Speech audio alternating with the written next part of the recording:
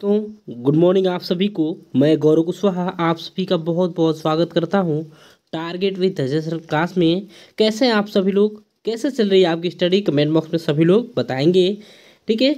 और जो लोग भी क्लास में पहली बार जुड़े हैं प्लीज़ चैनल को सब्सक्राइब करेंगे, बेल आइकन प्रेस करेंगे ताकि वीडियो का नोटिफिकेशन डेली आपको मिल सके। ठीक है। और आज के इस सेशन में हम लोग 30 जनरल साइंस के क्वेश्चंस को देखेंगे, यानी कि जीव विज्ञान के मिक्स प्रश्न को देखेंगे। ठीक है। क्योंकि आपको पता है कि मैं घर पे आया हुआ हूँ। ठीक है। तो यहाँ पे बिना बोर्ड के, ठीक है, बिना बोर्ड के स्मार्ट बोर्ड के आपका रीजनिंग की क्लास अच्छे से नहीं हो पाएगी, इसीलिए मैं आपके लिए, ठीक है, जीव विज्ञान की ही क्लास ले रहा हूँ। ठीक है। जीव विज्ञान की ही क्लास ले रहा हूँ, तो सभी लोग जुड़ेंगे और काफ़ी इंपॉर्टेंट सेशन रहेगा आप लोगों के लिए, मिक्स प्रश्न रहेंगे। ठीक है।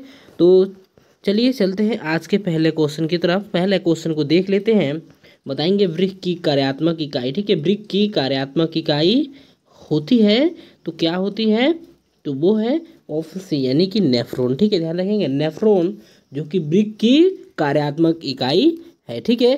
चलिए अगले क्वेश्चन को देखेंगे और इसका डिटेल मैं पूरा पीडीएफ में डाला हुआ हूँ। नेफ्रॉन उत्सर्जन तंत्र की संरचनात्मक एवं कार्यात्मक इकाई होती है। ठीक है। उत्सर्जन तंत्र जो कि हमारे शरीर से अवशिष्ट पदार्थों का निष्कासन करता है एवं रक्त में लवण व ग्लूकोज की मात्रा को संतुलित करता है। ठीक है। क्या करता है, उत्सर्जन जो कि खराब पदार्थ होती है, ठीक है, उत्सर्जन तंत्र जो कि खराब पदार्थ यानी कि अवशिष्ट पदार्थ हमारे शरीर में होती है उसको बाहर निकालता है और रक्त में लवण को, ग्लूकोज की मात्रा को संतुलित रखता है।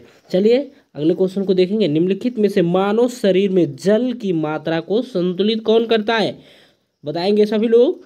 तो निम्नलिखित में से मानव शरीर में जल की मात्रा को संतुलित कौन करने हेतु उत्तरदायी होता है या कौन करता है, तो ऑप्शन सी इसका राइट आंसर होगा, यानी कि वृक्क। ध्यान रखेंगे, वृक्क जो कि मानव शरीर में जल के मात्रा को संतुलित करने हेतु उत्तरदायी होता है। चलिए देखेंगे। ठीक है। देख लीजिए इसका जो कि डिटेल। ठीक है। वृक्क का प्राथमिक कार्य रक्त से नाइट्रोजन युक्त अवशिष्ट पदार्थों का निष्कासन करना। वृक्क निम्न कार्यों में सहायक होता है। देखेंगे किस किस कार्य में वृक्क सहायक होता है। वायुकोश की तरल पदार्थ के आयतन का संतुलन करना, ठीक है, और आयनों का संतुलन करना।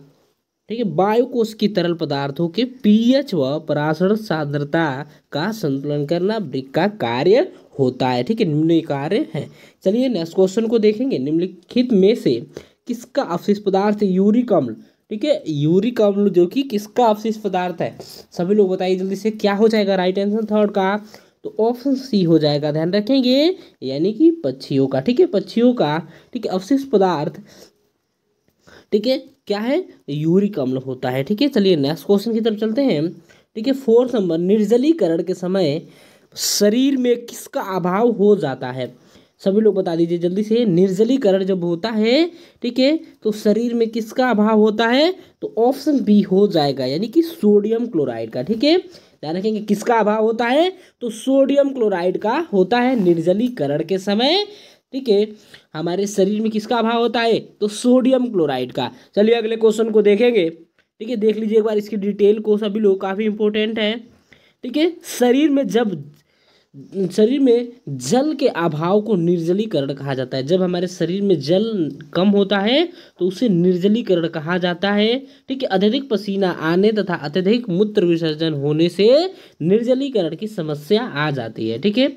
जिस किसी व्यक्ति को अत्यधिक पसीना होता है और अधिक मूत्र विसर्जन करता है तो उसे निर्जलीकरण यानी कि उसके शरीर में जल का अभाव यानी कि कमी हो जाती है, उसकी वजह से होता है निर्जलीकरण। ठीक है। निर्जलीकरण से शरीर में सोडियम क्लोराइड का अभाव होता है। चलिए अगले क्वेश्चन को देखेंगे। ठीक है। ऐसी दवा जो कि मूत्र उत्सर्जन को बढ़ाती है, तो कौन सी है, तो ऑप्शन सी होगा डाईयूरेटिक। ठीक है। डाईयूरेटिक ऐसी दवा है जो कि मूत्र विसर्जन को बढ़ाती है। ठीक है। चलिए अगले क्वेश्चन को देखेंगे।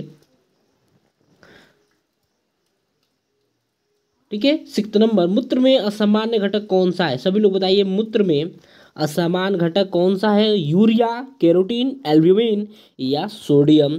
तो 6 का आंसर करिएगा सभी लोग और कमेंट बॉक्स में इसका राइट आंसर क्या हो जाएगा, ऑप्शन सी। ऑप्शन सी हो जाएगा, यानी कि एल्ब्यूमिन। ठीक है। एल्ब्यूमिन जो कि मूत्र में असामान्य घटक होता है। ठीक है, चलिए अगले क्वेश्चन को देखेंगे। सेवेंथ नंबर क्वेश्चन होगा। ठीक है, एक बार इसकी डिटेल को देख लीजिए, काफ़ी इंपॉर्टेंट है। ठीक है, मूत्र उत्सर्जन के पुनः अवशोषण प्रक्रिया द्वारा उत्पन्न होता है। मूत्र में 95% भाग जल, urea, sodium chloride, potassium, carotene आदि लवण तथा नाइट्रोजन अवशिष्ट पदार्थों जैसे अकार्बनिक पदार्थ होते हैं। मूत्र में असामान्य घटक एल्ब्यूमिन का उपस्थित होना, यानी कि एल्ब्यूर, ठीक है, एल्ब्यूमरिया विकार कहलाता है। क्या कहलाता है? एल्ब्यूमरिया विकार कहलाता है। चलिए अगले क्वेश्चन को देखेंगे। भ्रूण का एलेंटोज, ठीक है, भ्रूण का एलेंटोज किसमें सहायक है? सभी लोग आंसर करेंगे जल्दी से।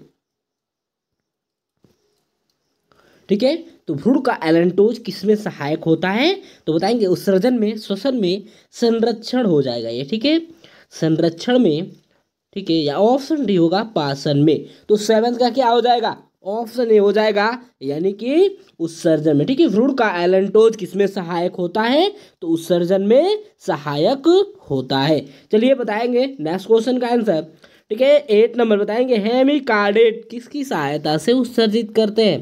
ठीक है, उत्सर्जन करते हैं, यानी कि अवशिष्ट पदार्थों का उत्सर्जन। मैंने बताया कि अवशिष्ट पदार्थों को बाहर निकालने की प्रक्रिया को उत्सर्जन कहा जाता है। ठीक है, तो आप लोगों को ध्यान होगा, ऑप्शन ए इसका राइट आंसर होगा, यानी कि मालफिजियन ट्यूबल। ठीक है, मालफिजियन ट्यूबल के द्वारा हेमिकार्डेट उत्सर्जन करते हैं। किसकी सहायता से? तो आपका मेलिफिजियन ट्यूबल की सहायता से। चलिए अगले क्वेश्चन को देख लीजिए। 9th नंबर क्वेश्चन होगा। निम्न में से किसमें कपाट रहित हृदय होता है? तो 9 का आंसर करेंगे। कपाट रहित हृदय किसमें पाया जाता है? तो ऑप्शन सी इसका राइट आंसर हो जाएगा। बिल्कुल, जिन्होंने ऑप्शन सी दिया है उनका बिल्कुल सही है, यानी कि ध्यान रखेंगे क्या हो जाएगा? मछली। ठीक है, मछलियों में कपाट रहित हृदय पाया जाता है। तो इसका डिटेल काफी इंपॉर्टेंट है, तो देख लीजिए एक बार सभी लोग। मछलियों में कपाट रहित हृदय होता है। मछलियों में द्विकक्षी हृदय एक अलिद व एक निलय होता है। यह नसयुक्त रक्त को महाधमनी द्वारा निलय से पंप करता है। ठीक है, तो ध्यान रखेंगे। चलिए, मछलियों में होता है कपाट रहित हृदय। ठीक है, किसमें होता है? तो मछलियों में होता है कपाट रहित हृदय। ठीक है, तो सभी लोगों को क्लियर हो गया होगा। यदि आपसे पूछा जाए तो आप लोग फटाक से आंसर कर देंगे, जल्दी से आंसर कर देंगे। ठीक है, और एक बार क्वेश्चन को पढ़ के, ठीक है, क्वेश्चन को पढ़ के आंसर करना है। ठीक है, एक ही बार नहीं करना। एग्जाम में जाना है तो क्वेश्चन को अच्छे से एक बार पढ़ लीजिए, नहीं क्लियर होता है। ये नहीं कि पूछ लिया जाए क्वेश्चन को, ऐसे पूछ लिया गया कि कपाट रहित हृदय नहीं होता है, तो ऐसा ना सोचें कि आप तुरंत लगा देंगे कपाट रहित हृदय देखेंगे तो आप तुरंत मछली ही लगा दें। ऐसा कुछ नहीं करना है आपको। पहले एक बार क्वेश्चन को अच्छे से पढ़ना है, उसमें दे दिया जाएगा कि किसमें कपाट रहित हृदय नहीं पाया जाता है, तो उसमें आप लोग गलत कर जाएंगे। ठीक है, तो वहाँ पे माइंडसेट अच्छे से रखेंगे और ऑप्शन ए इसका राइट आंसर हो जाएगा, यानी कि पार्श्वीकरण। ठीक है, पार्श्वीकरण जो कि दूध के वितरण से पूर्व उसके स्थायीकरण हेतु ताप उपचार किया जाता है, पार्श्वीकरण किया जाता है। ठीक है, चलिए अगले क्वेश्चन को देखेंगे। 11th नंबर बताएंगे। मानव शरीर का कौन सा अंग नाभिकीय विकिरणों से अत्यधिक प्रभावित होता है? ठीक है, बताएंगे मानव शरीर का कौन सा अंग। और आप लोग बताएंगे आपके यहाँ बारिश हो रहा है कि नहीं। यहाँ तो हमारे यहाँ तो बारिश हो रहा है काफ़ी तेज। ठीक है, रात से ही बारिश होने लग रही है। ठीक है, आंसर करेंगे मानव शरीर का कौन सा अंग नाभिकीय विकिरणों से अत्यधिक प्रभावित होता है? तो बताइए सभी लोग, ऑप्शन सी हो जाएगा, यानी कि त्वचा। ठीक है, त्वचा, ध्यान रखेंगे। त्वचा जो कि मानव शरीर का ऐसा अंग है जो कि नाभिकीय विकिरणों से अत्यधिक प्रभावित होता है। और सारे क्वेश्चन की डिटेल मैं डाला हुआ हूँ कमेंट, ठीक है, सॉरी, आपका पीडीएफ है तो पीडीएफ आपको मिलेगा, वहां से देखेंगे। नाभ की विखंडन के समय नाभ की विकिरण उत्पन्न होती है, जबकि नाभ की विखंडन होता है। तो और बताएंगे सूर्य की ऊर्जा किसके द्वारा मिलती है, किस प्रक्रिया के द्वारा, सभी लोग बता देंगे। ठीक है, नाभ की विखंडन जो कि आपकी चयन अभिक्रिया होती है, इस पर कौन सी कार्य करती है? तो परमाणु बम जो कि नाभ की विखंडन की प्रक्रिया पे कार्य करती है। ठीक है, और सूर्य को आपसे पूछा जाए सूर्य को ऊर्जा कैसे मिलता है, तो डे बाई डे बढ़ता कैसे रहता है? तो वो है नाभिकीय संलयन। ठीक है, नाभिकीय संलयन की प्रक्रिया द्वारा। ठीक है, चलिए, नाभिकीय विखंडन के समय नाभिकीय विकिरणों की उत्पन्न होती है। ये विकिरण त्वचा को नुकसान पहुंचाकर त्वचा संबंधी कैंसर उत्पन्न करती है। चलिए अगले क्वेश्चन को देखेंगे। 12th number. पक्षियों में एकल डॉट डॉट होता है, तो बताएंगे क्या होता है एकल? तो ऑप्शन डी हो जाएगा, ध्यान रखेंगे, यानी कि अंडाणु या अंडज, ठीक है, अंडाणु या अंडज, ठीक है, अंडज हो जाएगा, ठीक है, अंडाणु या अंडज पक्षियों में एकल होता है, ठीक है। और सारा डिटेल में देखा हूँ, डाला हूँ, इसमें देख लीजिए एक बार, ठीक है। मादा पक्षी का जनन तंत्र दो भागों से मिलकर बना होता है, अंडाणु या ओवरी तथा अंडाणु नलिका।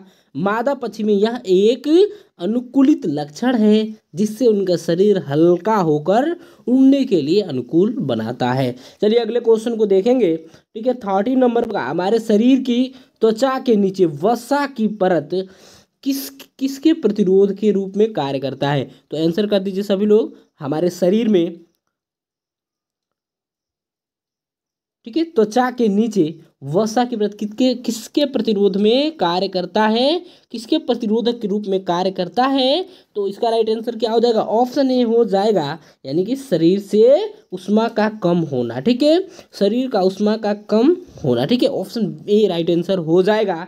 चलिए देखेंगे, वसा युक्त, ठीक है, एडिपोज उत्तक त्वचा की परत के नीचे उपस्थित होता है, ठीक है, हमारे त्वचा के परत के नीचे वसा युक्त एडिपोज परत जो कि उपस्थित होता है, ठीक है। एडिपोज उत्तक लिपिड के रूप में उष्मा का संचयन करता है, ठीक है, एडिपोज उत्तक, ठीक है, जो कि लिपिड के रूप में उष्मा का संचयन करता है। एडिपोज उत्तक उष्मा के शरीर में कम होने की प्रतिरोध पर कार्य करता है, ठीक है, उष्मा का शरीर में कम। चलिए बताएंगे 14 का, मूत्र के पीले रंग होने की किसकी उपस्थिति के कारण होता है? मूत्र का पीला रंग होना किसकी उपस्थिति से होता है? पित्त से, लसिका के, कोलेस्ट्रॉल से, या, ठीक है, यूकोक्रोम के।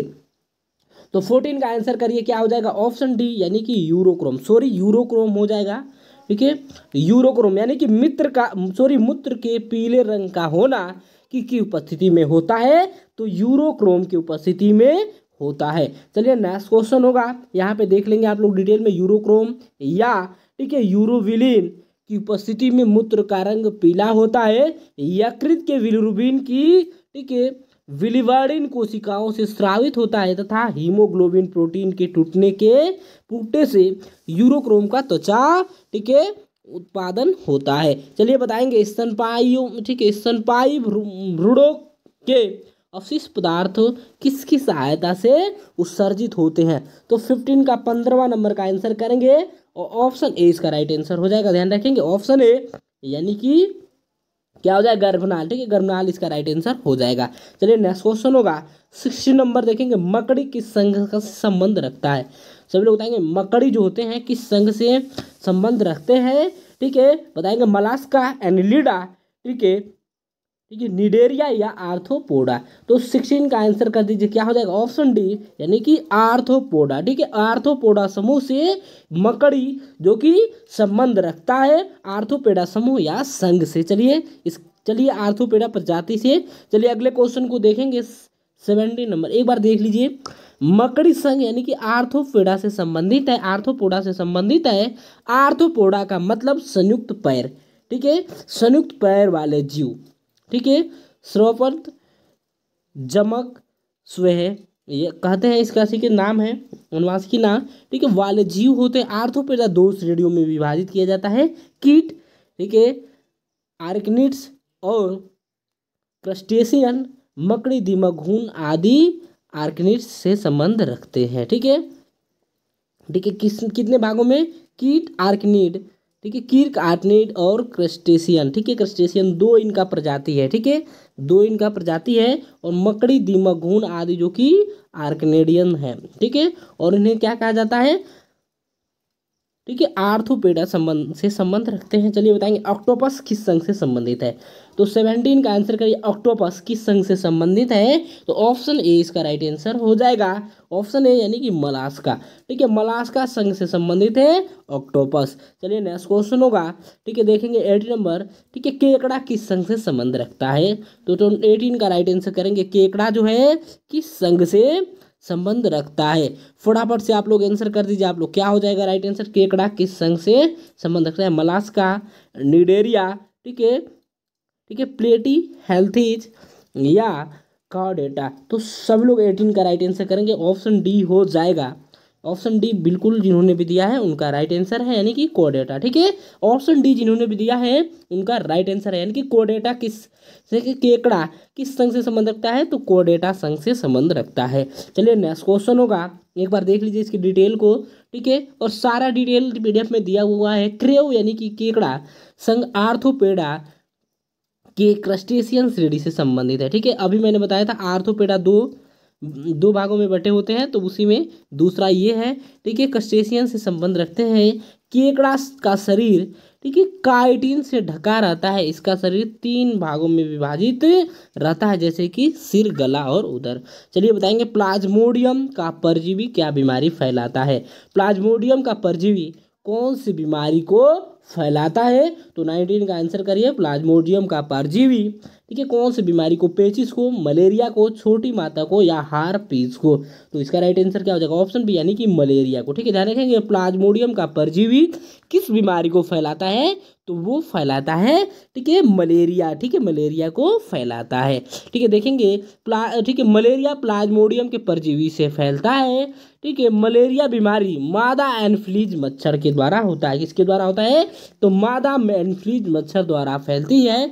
स्पोरोजोइट अवस्था इसकी संक्रमित अवस्था है। ठीक है, कौन सी अवस्था है, तो स्पोरोजोइट अवस्था इसकी संक्रमित अवस्था है। चलिए नेक्स्ट क्वेश्चन होगा, देखेंगे 20 नंबर। ठीक है, मनुष्य पारिस्थितिकी तंत्र में किस श्रेणी में आता है। ठीक है, तंत्र में किस श्रेणी में आता है, सर्वाहारी में, मांसाहारी, शाकाहारी या जंतु पादप, तो इसका राइट आंसर हो जाएगा ऑप्शन ए, ध्यान रखेंगे, यानी कि सर्वाहारी में आता है। ठीक है, मनुष्य पारिस्थितिकी तंत्र की श्रेणी में आता है, तो वो आता है सर्वाहारी में। चलिए नेक्स्ट क्वेश्चन होगा, बताएंगे जंतु विज्ञान का जनक। ठीक है, जंतु विज्ञान का जनक किसे कहा जाता है, तो ऑप्शन बी हो जाएगा, यानी कि जंतु विज्ञान यानी कि बॉटनी। ठीक है, ध्यान रखेंगे बॉटनी, जिसमें जंतुओं के विज्ञान को हम लोग जानते हैं। ठीक है, जंतुओं के बारे में पढ़ते हैं, तो उसे जंतु विज्ञान कहा जाता है, बॉटनी। ठीक है, ध्यान रखेंगे, सॉरी बॉटनी नहीं होगा। ठीक है, जंतु विज्ञान अरस्तु हो जाएंगे। चलिए अगले क्वेश्चन को देखेंगे।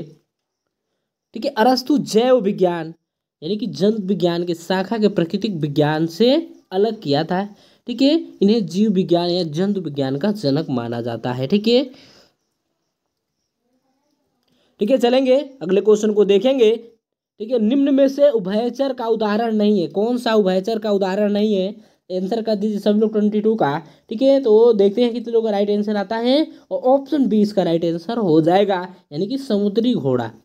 ठीक है, ऑप्शन बी जिन्होंने भी आंसर दिया है उनका बिल्कुल सही, समुद्री घोड़ा, जो कि उभयचर का उदाहरण नहीं है। ठीक है, और इसमें से देखेंगे मेढक, ठीक है, एलिगेटर, टोड, जो कि उभयचर है। ठीक है, तीनों उभयचर हैं, लेकिन आपसे पूछा क्या है, उभयचर नहीं है, उभयचर का उदाहरण नहीं है, तो समुद्री घोड़ा। ठीक है, चले देख लीजिए। ठीक है, ये श्रेणी एम्फीबिया यानी कि उभयचर संकशेर की संघ से संबंधित है। कि उभयचर वह प्राणी है जो अपना जीवन काल जल स्थल दोनों में पूर्ण करते हैं। ठीक है, उभयचर उसे कहते हैं जो अपना जीवन काल, ठीक है, जल में भी कुछ रहते हैं, ठीक है, जल में भी व्यतीत करते हैं कुछ दिन तक, और जैसे स्थल पे भी यानी कि जमीन पे भी करते हैं। समुद्री घोड़ा एक जलीय जीव है जो कि पिसीज यानी कि मत्स्य श्रेणी में पाया जाता है। चलिए आगे अगले क्वेश्चन को देखेंगे, पूछा जाए तो ये पिसीज श्रेणी यानी कि मत्स्य श्रेणी में होता है। 23 का आंसर करेंगे, क्या हो जाएगा, निम्न में से कुत्ता मछली डॉग फिश का वह स्थान है, तो ऑप्शन बी हो जाएगा।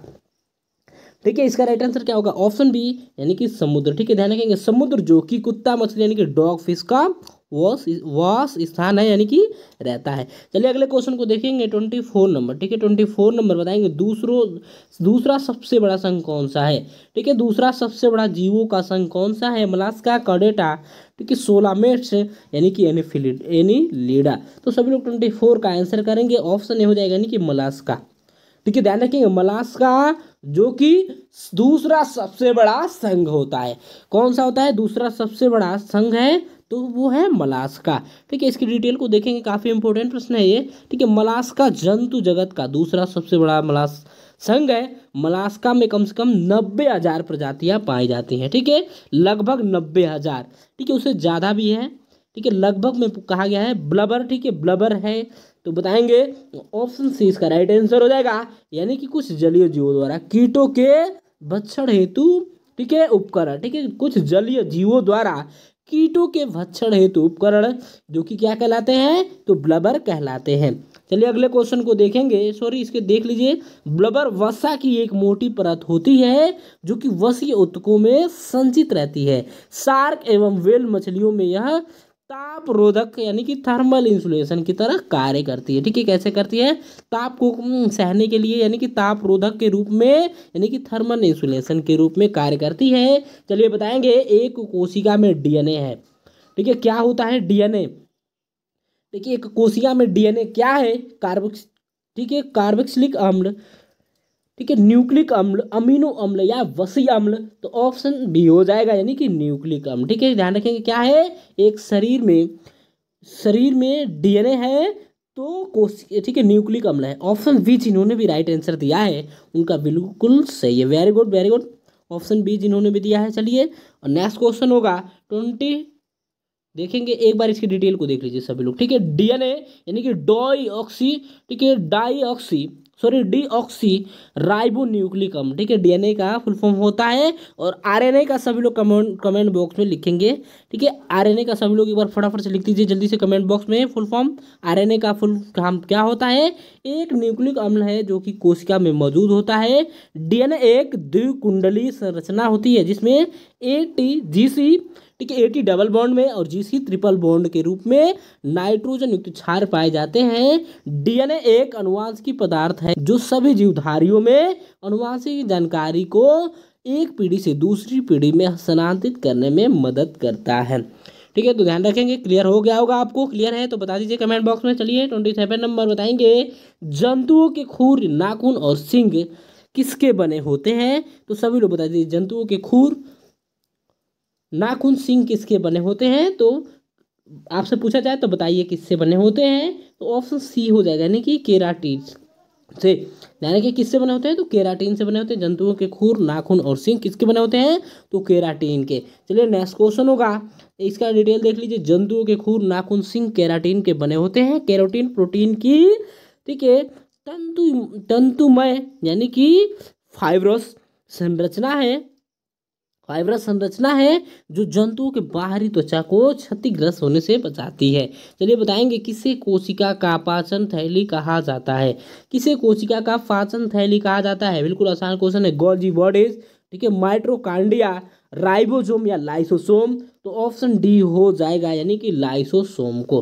ठीक है 28 का क्या हो जाएगा, ऑप्शन डी यानी कि लाइसोसोम को कोशिका का पाचन थैली कहा जाता है, पाचन थैली कहा जाता है। ठीक है, लाइसोसोम पाचन थैली कहा जाता है या यूकेरियोटिक कोशिकाओं में पाया जाता है।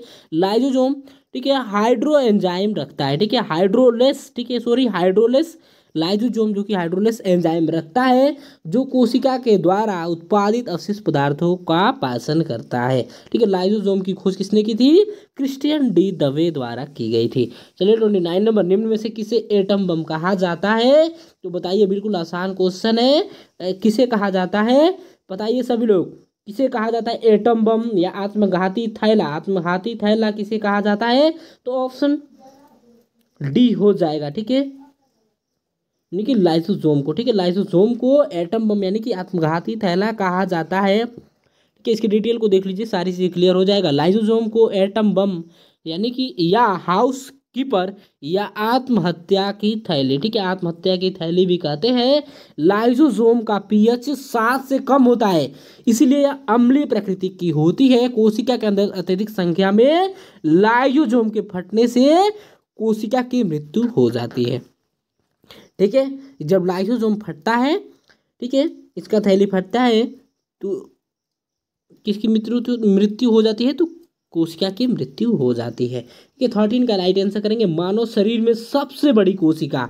ठीक है, सबसे बड़ी कोशिका, बिल्कुल आसान क्वेश्चन है, काफी इंपॉर्टेंट प्रश्न है ये। सभी लोग बताइए, मानव शरीर में सबसे बड़ी कोशिका, ठीक है तंत्रिका कोशिका, मांसपेशीय कोशिका, यकृत कोशिका या वृक्क कोशिका। ऑप्शन ए इसका राइट आंसर हो जाएगा, बिल्कुल ऑप्शन ए हो जाएगा यानी कि तंत्रिका कोशिका। और ऑप्शन ए जिन्होंने दिया है उनका बिल्कुल राइट आंसर है यानी कि तंत्रिका कोशिका। और सभी लोग अपना कमेंट बॉक्स में फटाफट से स्कोर बता दीजिए कि कितना आपने सही किया है। ठीक है, तंत्रिका कोशिका जो कि मानव शरीर की सबसे बड़ी कोशिका होती है। ठीक है, ध्यान रखेंगे। ये रहे आपके 30 प्रश्न।